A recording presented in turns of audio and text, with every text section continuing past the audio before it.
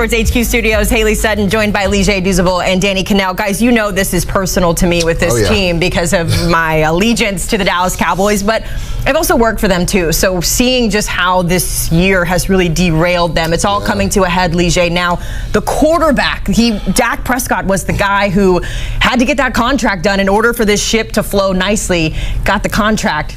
But now you have an injury and a 3-5 record. What do we think? I mean, this has been the struggle for the Dallas Cowboys. One, Jerry Jones comes out and says they're all in, right, DK? But he waits forever to sign all of his franchise players, which means he has to pay them more money, essentially, right? Which means you can't put more pieces around Dak Prescott and CeeDee Lamb for them to actually make a run in the playoffs. And this is why in the beginning of the year, and you know this, Haley, and you know this, DK, I felt like the Dallas Cowboys were going to struggle this year because when you say you're going all in, but yet all you do is re-sign 2 of your franchise players and don't actually tweak the roster, how are you truly going all in? Matter of fact, you lost a lot of players this offseason when you talk about Stephon Gilmore, Tyler Biadasz going to the enemy, the Washington Commanders at center. Then you lose Tyron Smith. Now, I know he hasn't played as well, but obviously when you're playing 2 rookies on the offensive line, you're going to have some growing pains. And we've seen Dak Prescott be under immense pressure from other opposing defensive lines. So when you look at it, it's kind of been a microcosm of what Jerry Jones has allotted for this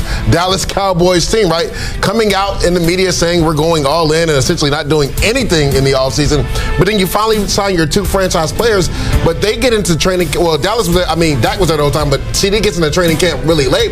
Him and Dak aren't on the same page. It was too late. Exactly, and also you didn't add any pieces to really help Dak Prescott on offense. So I'm not surprised by this. Now, it sucks that Dak Prescott is hurt because you could always think that maybe we could turn it around if we just get it going a little bit. But now with him being out with his hamstring injury, it looks like it's probably the over season for Dallas Cowboys. If you had a movie title for this season, it would be called The Unraveling. Like, this really does feel like it's The Unraveling. And I think this has reached a point. We've seen several things this season which feel like there may be enough pressure. And I don't know if Jerry Jones ever will relinquish control of the decision making, but my goodness, does it look like even somebody would have the self-awareness to say maybe this isn't working the way it's currently constituted, because we've seen him already getting the brush up with the radio DJs who were asking him questions that he didn't like to see. We saw you, DJ, made a great point about the moves you were going to make in free agency. Now we're talking about moves before the trade deadline. What moves would make that you could possibly make to salvage the season? It's too late. I think what's an interesting thing now, Haley shot me down. I'm curious to know what you'll say. Okay. Because we're under the assumption that Cooper Rush takes over. What about the shiny toy that's sitting on the bench of Trey Lance? Do you see what he can do in a season that already looks lost to either, one, see if it's potentially a quarterback of the future, or you could get something in return for him if he does pop and shine, then you could get another piece, because they have a lot of pieces they need. 100%. The thing is, we know what Cooper Rush is. Now, he played really well once he came in as a backup a few years ago, but the thing is, Dak Prescott is going to be there because of the contract, right? So why not see what Trey Lance is worth, right? And why not see if he goes out there and actually plays really well, maybe you use him as a trade piece, to your point, or he's solidified as the backup quarterback. So I honestly think this could be a scenario depending on how Cooper Rush plays, which, again, doesn't have a lot of tools on the offensive side when you talk about viable pieces on the outside to make plays outside of CeeDee Lamb. We could see him struggle. Why not give Trey Lance a chance, right? Just because you're always going to need some trade chips down the road, potentially get some draft capital for him. The reason why I push back is only because I know, being in that building, I know the comfortability they have in Cooper Rush. And Cooper Rush is going to go out against the Eagles team, and he's going to throw, 150 yards. He's going to maybe hand the ball off to whoever is running the ball, and that's his method of success. So I like the idea of Trey Lance maybe getting into the mix.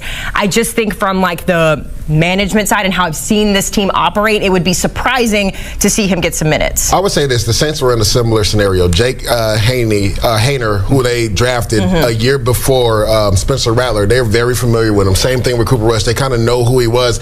They decided to put Spencer Rattler out there because they want to know, could this guy be the quarterback of the future, right? To me, I don't know if they feel like Cooper Rush could be a quarterback of the future. He's going to be Dak Prescott's backup.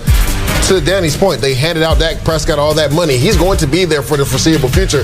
But why not see what Trey Lance is, right? Because, again, who knows? Maybe Cooper Rush leaves after this year. If not, now you have Trey Lance as your backup. You feel comfortable because you actually seen him in in-game action, not just in the preseason.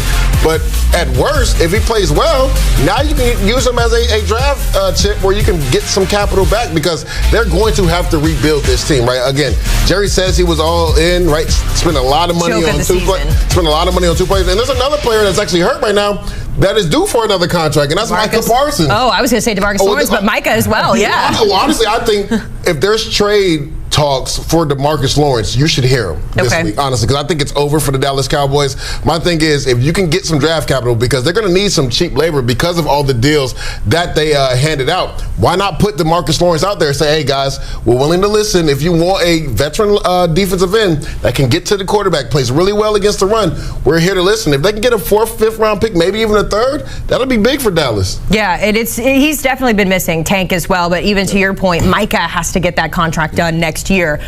We're all in agreement here, I think, that the Cowboys' 2024 season is done. Unfortunately, I cannot say that we're going to the Super Bowl because we're clearly not. But with what's left, and I'm wondering if we can pull the schedule back up here and kind of go through this game by game here, for the Cowboys to get something out of this 2024 season as we go into that game against the Eagles. Cooper Rush did not play well against the Eagles the last time he was there. I had a front row seat to him throwing 3 interceptions and getting demoralized by Jalen Hurts and the Eagles, so he'll have to go through that. But Lige, when you're looking at the rest of this, what's the focus for the Cowboys? Is it get our draft picks in and get them some experience, similar to what you said of Trey Lance? Is it just get through the season? I think it's a combination of both. I mean, as a player, you never just want to get through the season, right? These players are laying it on the line, right? They're fighting for their family and everything when they're out there on the field. But like you said, Haley, it's a gauntlet of a schedule. I mean, you have the Eagles, the Texans, the Commanders, right? The Bengals seem like they're finally righting the ship as well. The Bucs are in the thick of this. You have the Eagles and the Commanders again. So why not get your young players out there, right? It's all about developing your young players and seeing what you have potentially for the future, right? If some of these players go out and the lights are too bright for them, maybe you need to, tweak the roster in the offseason via the draft or free agency. So I think it would be big for the Cowboys to put some of these young players out there, right? Just to see if they can execute at a high level. And I think DK made a really good point. I think Trey Lance needs to see time. I don't know when you put him in. If Cooper Rush is playing well, then you obviously don't want to take him out and put Trey Lance in. But I think you should see Trey Lance just because you need to develop the bottom half of your roster. And this is the perfect time to do it because essentially you're done in regards to making the playoffs. Where does Mike McCarthy fall in all of this, Danny? Because and you and I had this conversation about how much confidence we've had in Mike McCarthy going into the season, but it's not panned out as well. So where's the blame go for him in this entire situation? I think clearly he has to take some responsibility. There's been injuries all over the place, but this is a rough league where it's what have you done for me lately, and you don't always get to have the excuses that go along with it. I mean, if Jerry Jones gets to the point of frustration, and I think that's why the back end of the schedule is so important, can Mike McCarthy get in front of that team? And if I was him, I would sell him on the fact that you're 1-0 against the division, against the Giants. You still play the Commanders twice and the Eagles twice. Sell them on, hey, we could still potentially win the division or challenge there. And what I would do if I was Jerry Jones is watch how the team responds to the adversity. If they're still out there fighting and they win some of these games and at least make it respectable, then I say, you know what? Mike McCarthy still has the heartbeat of this team. He still has the belief and the buy-in. If you don't, and I would say one thing that really concerns me if you're Mike McCarthy was that lip sync bite that everybody's talking about with Dak Prescott. Like, that is an attitude that you cannot have linger around. Correct. And some of that stems directly from the head coach. And to me, that seems like there's a frustration with everybody with Dak Prescott, but somehow Mike McCarthy has to keep this team invested and competitive. The issue is, right, and we kind of talked about this earlier, I felt like, Mike McCarthy was like he had one of his hands tied behind his back because of the lack of talent on this roster, because Jerry took so long to sign Dak Prescott, took so long to sign CeeDee Lamb, so they weren't able to bring in pieces to take that next step. Again, when you look at Mike McCarthy, only one other head coach has more regular season wins than him in the last 3 years, and that's Big Red, Andy Reid, the best coach in football. So I actually feel bad for Mike McCarthy because I feel like no matter what, it was going to be tough for him to win this year because when you talk about the lack of talent and then the injuries on top of that, when you talk about losing Tank, you talk about losing Micah Parsons, you talk about DeRon Bland, who was an interception machine last year. He still hasn't seen the field this year. And then you never brought a true number 2 receiver to help CeeDee Lamb out on the outside. And who knows who's playing running back? I mean, it's Rico Dotto one time. Ezekiel Elliott gets in trouble and he's not playing. So you really didn't give Mike McCarthy a chance to have success this year. So, but we know, DK, that's how the league is, right? We saw Dennis Allen, a lot of injuries in New Orleans. They lose 7 straight games. The head coach gets blamed for it. And we know Jerry Jones isn't going to fire himself. Even though I said, like, this could be the unraveling where it's this come to Jesus moment, I don't think he ever sees it. Yeah, this is my favorite thing that CBS has done all week long. And I don't know if the people can look at it at home, but it's Jerry Jones's quote that's saying this is not a good time. This is not a good time for any of us here. I can tell the camera's trying to get in on it. It doesn't matter. It's not a good time for any of us. The Cowboys are struggling. There are so many things going wrong, but right now the biggest is Dak Prescott's hamstring. He will be missing some time. Gentlemen, I could sit here all day and talk to you about this team, but we got to keep it pushing here. Thanks so much.